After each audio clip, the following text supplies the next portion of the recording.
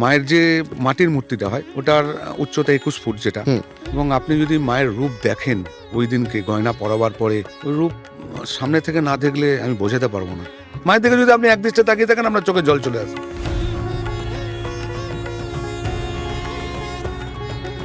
আমরা বহু কাহিনী শুনেছি, যেমন দেখুন এই কাঠামো পুজো যখন হয়, যে বাড়ির পাশে কাঠামোটা রাখা থাকতো গভীর রাতে নাকি একটা ছমছম আওয়াজ হতো, এবং এরকম দেখাও গেছে ওইখান থেকে একজন মহিলা লাল কাপড় পরে গঙ্গার ধারে চলে যাচ্ছে।